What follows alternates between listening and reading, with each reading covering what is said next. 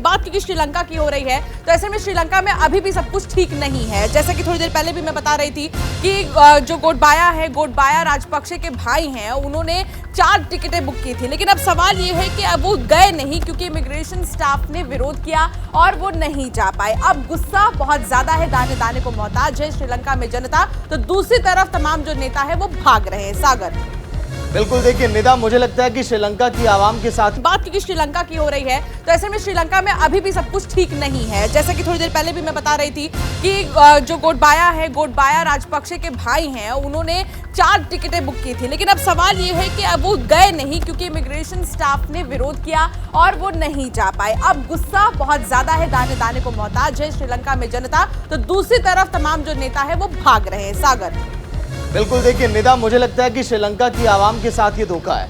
अगर ऐसे हालात में राष्ट्रपति अगर उन्हें छोड़कर चले जाते हैं, राष्ट्रपति के भाई अगर छोड़कर जाते हैं, तो वाकई में इसके पीछे सबसे बड़ी बात यह है ना कि जितने भी राजनेता होते हैं, आप चाहे किसी भी पार्टी को उठा लीजिए या आप कहीं के भी राज को उठा लीजिए, जहाँ पर सरकारें होती है, वो ये भूल जाती है कि जनता से हम हैं, हमसे जनता नहीं है। लेकिन ऐसे में जब जनता पर मुसीबत आती है तो कोई भी मुसीबत के वक्त उनका साथ खड़े होने के लिए नहीं आता, और शायद विरोध की सबसे बड़ी वजह भी यही है क्योंकि उन्हें कोई भी अपना लीडर ऐसा नहीं दिख रहा जिसके सहारे वो आगे की अपनी प्लानिंग कर सके या जिसके सहारे वो वहां पर रुक सके, क्योंकि जो हालात है उससे आप और हम अच्छे से वाकिफ है। बिल्कुल, एक बार ग्राफिक्स भी आप देखिए कि आखिर क्यों जल रही है लंका।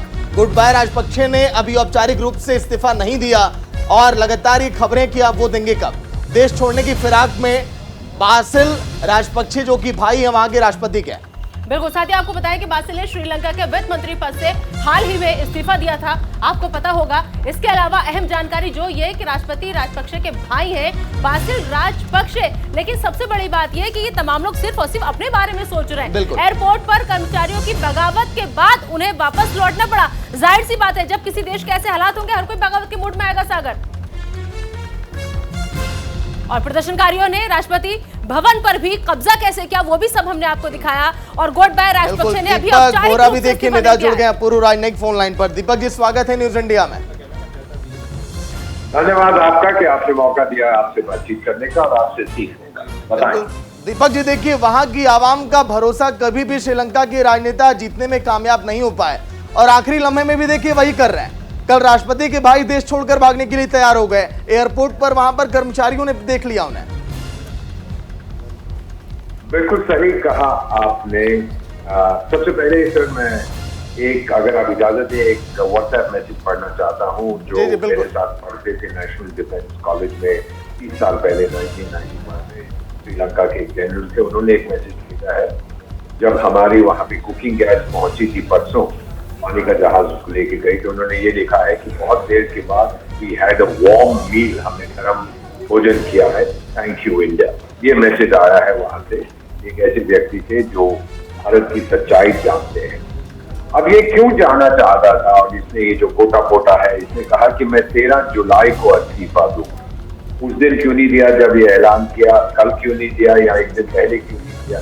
अब समझ आ गया सर कि जब वो राष्ट्रपति है तो उन्हें गिरफ्तार नहीं किया जा सकता, उनके संविधान के अंतर्गत उसे इम्यूनिटी है।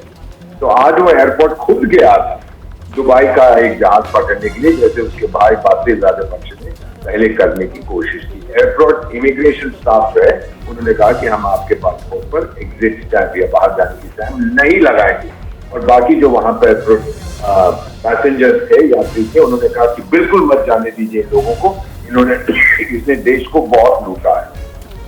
उसके भाई के साथ भी एक चीज और यहाँ मैं आपसे समझना चाहूंगी, पूर्व राजनयिक है आप, इस नाते आप कैसे इस पूरे घटनाक्रम को देखते हैं कि अगर आपकी देश की आवाम, आपकी देश की जनता परेशान है और दाने दाने को तरस रही है, पूरी लंका जल रही है, ऐसे में वीआईपी जब इस जनता का साथ छोड़ने की कवायद में आ जाते हैं तो ये जो उठापटक वहां पर मची है, नहीं लगता कि ऐसे ही जारी रहेगी बल्कि और ज्यादा बढ़ेगी? फिलहाल तो लंका शांत होती नजर नहीं आ रही।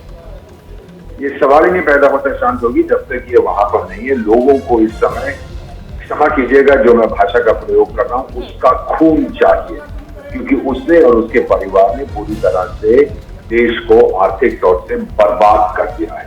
मैडम, आपको ये पता है जो प्रदर्शनकारी है उन्होंने एयरपोर्ट को अब घेर लिया है, चेक पोस्ट वहां लगा दिए हैं कि राजपक्सा परिवार से कोई ना जाए। और मुझे ये भी पता लगा है मेरे दोस्तों से कि प्रोफेशनल पुलिस ऑफिसर मदद उनकी कर रहे हैं ताकि वो रोड ब्लॉक लगाना इतना आसान नहीं होता, और वो जो भी जाता है हवाई अड्डे की तरफ उसको देखते हैं। गोटाबाया साहब को पता है कि लोग बहुत नाराज हैं, इसीलिए भागना चाहता है, विदेश जाके कल वो इस्तीफा दे देगा ताकि श्रीलंका के कानून से बाहर। लेकिन आत्मसम्मान अपना वो खो चुका है, सेल्फ रिस्पेक्ट, क्योंकि उसको पता है कि लोग अब घृणा करते हैं उसके परिवार के साथ, लेकिन फिर भी बैठा हुआ है।